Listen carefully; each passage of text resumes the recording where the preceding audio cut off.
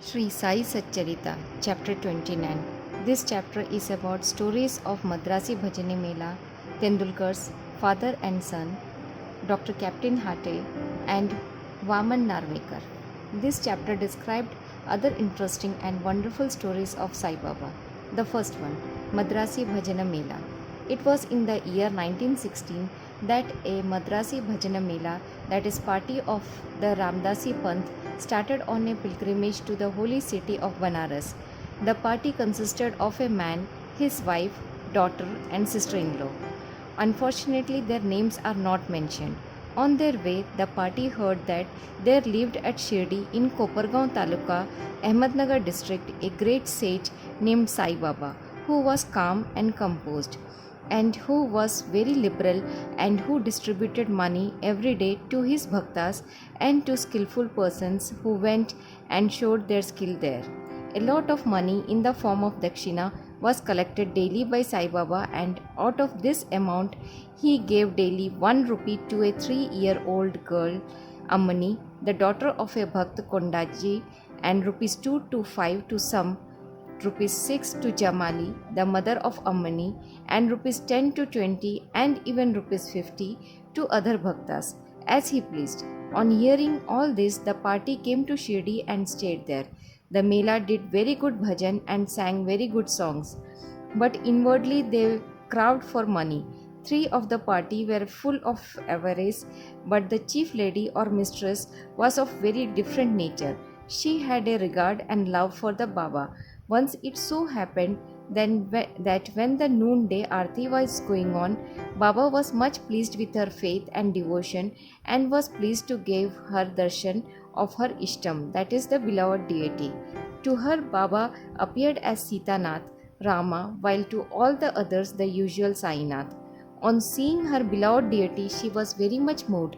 Tears began to flow from her eyes, and she clapped her hands in joy. The people began to wonder at her joyful mood, but were not able to guess its cause. Late in the afternoon, she disclosed everything to her husband. She told him how she saw Sri Rama in Sai Baba.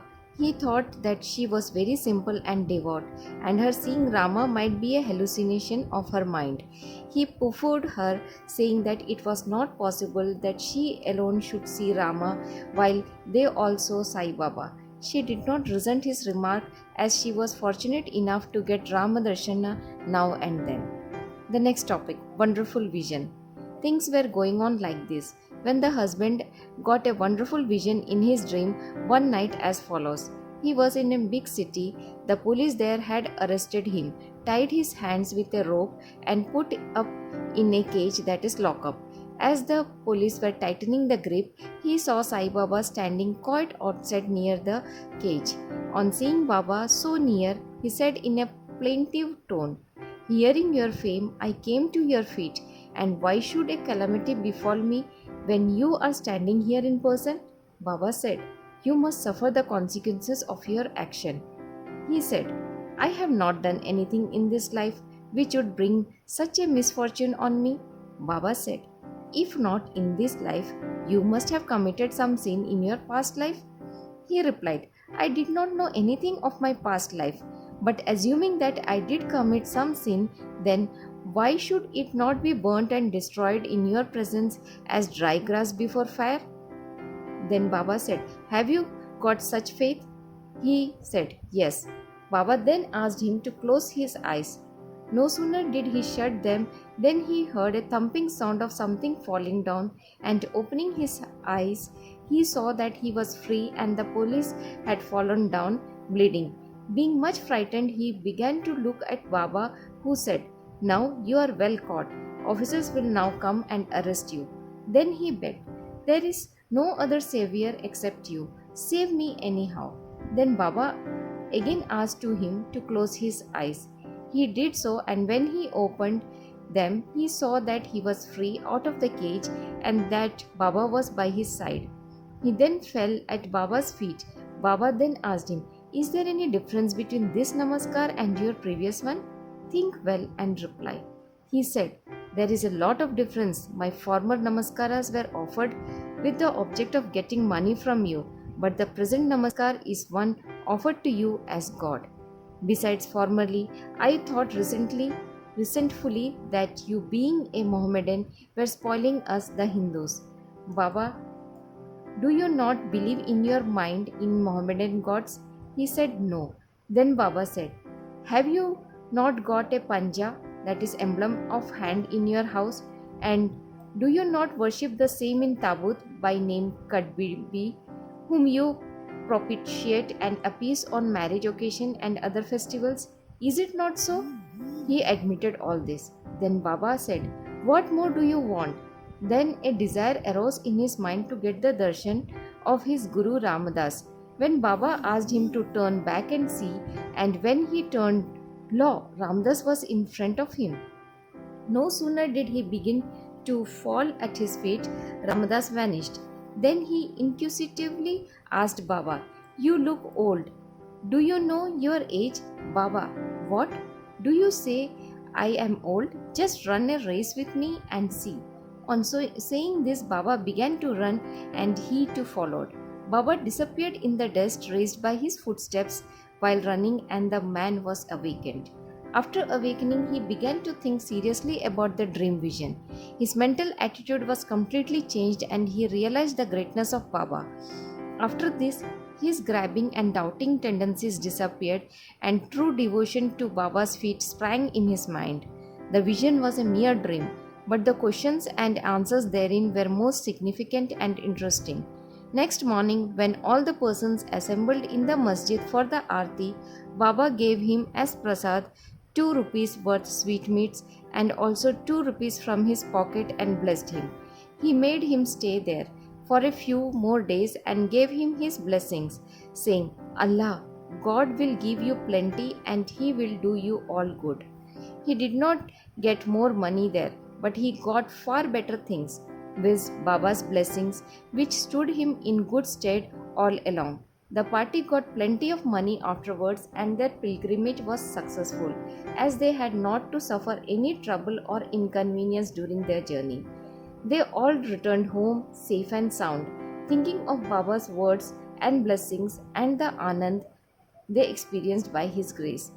This story illustrates one of the methods which Baba followed and is following even now in some cases to improve and reform his devotees. The next topic, Tendulkar family.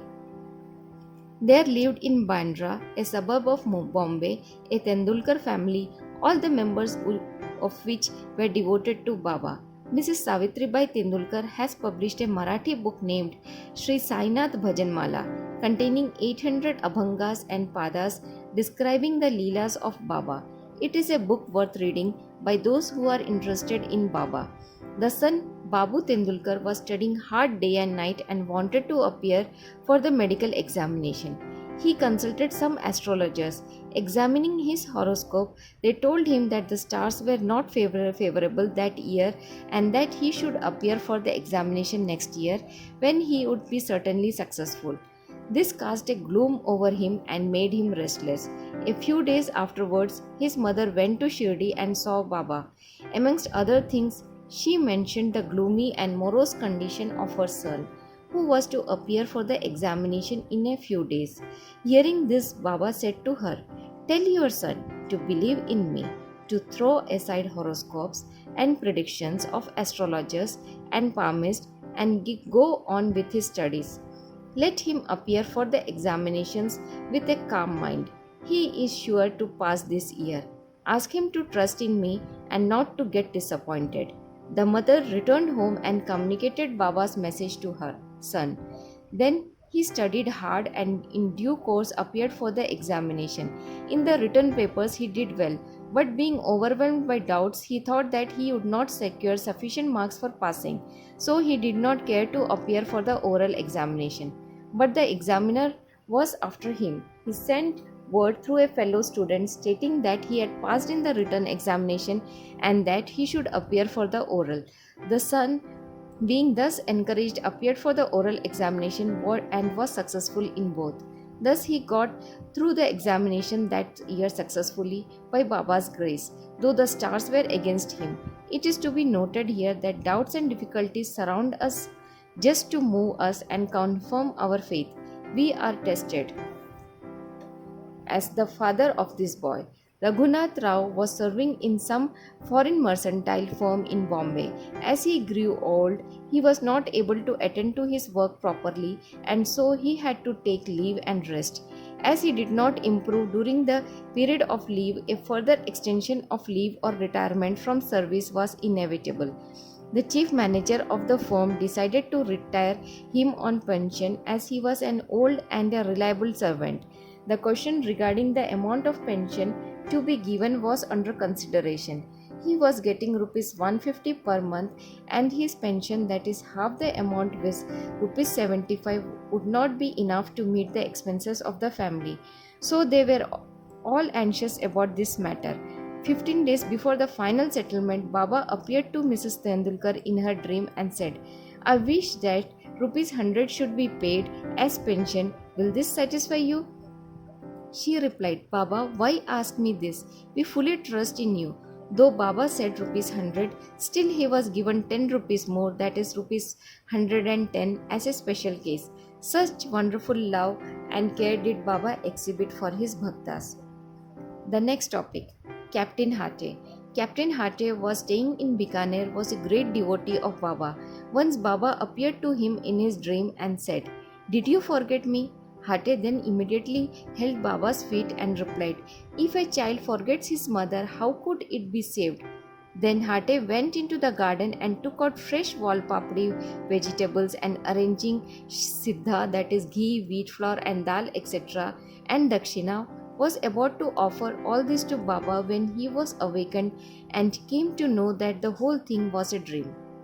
Then he decided to send all these things to Baba at Shirdi. When he came to Gwalior some days afterwards, he sent rupees 12 by money order to a friend with instructions that rupees 2 should be spent in buying siddha articles and wallpapri vegetables, and those should be offered to Baba with rupees 10 as dakshina. The friend went to Shirdi and purchased the things mentioned, but wallpapri was not available. In a short time, a woman turned up with a basket on her head, which curiously enough contained the vegetables. It was purchased, and then all the things were offered to Baba on behalf of Captain Hate. Mr. Nimonkar prepared the nevedya, that is rice and wallpapri vegetables, next day and offered the same to Baba. All the people were surprised to see that Baba, while dining, took and ate wallpapri and did not touch rice and other things. Hate's joy knew no bounds when he heard of this from his friend. The next topic, consecrated rupee. At another time, Captain Hate wished that he should have in his house a coin of rupee consecrated by Baba with his touch. He came across a friend who was bound for Shirdi. With him, Hate sent his rupee. The friend went to Shirdi and after the usual salutation gave first his dakshina, which Baba pocketed. Then he gave Hate's rupee, which Baba took in his hand and began to stare at it. He held it in front, tossed it up and with his right thumb and played with it. Then he said to his friend, "Return this to its owner with the prasad of Udi. Tell him that I want nothing from him. Ask him to live in peace and contentment." The friend returned to Gwalior, handed over the consecrated rupee to Hate and told him all that was happened at Shirdi. This time Hate was much pleased and realized that Baba always encouraged good thoughts, and as he wished intently, Baba fulfilled the same accordingly. The next topic, Vaman Narvekar. Now let the readers hear a different story. A gentleman named Vaman Narvekar loved Baba very much. He once brought a rupee. On one side upwards of it were engraved the figures of Rama, Lakshman and Sita, and on the other, that is the reverse side, was engraved the figure of Maruti with folded hands. He offered it to Baba with a hope that he should consecrate it with his touch and return it to him with Udi. But Baba immediately pocketed it. Then Shama spoke to Baba regarding Vaman Rao's intention and requested him to return it. Then Baba spoke in the presence of Vaman Rao as follows: "Why should it be returned to him? We should keep it ourselves. If he gives rupees 25 for it, it will be returned." Then for the sake of that rupee, Vaman Rao collected rupees 25 and placed them before Baba. Then Baba said, "The value of that rupee far exceeds 25 rupees. Shama, take this rupee. Let us have it in our store. Keep this in your shrine and worship it." No one had the courage to ask Baba why he followed this particular action. He only knows what is best and most suitable to each and all. Bow to Sri Sai, peace be to all.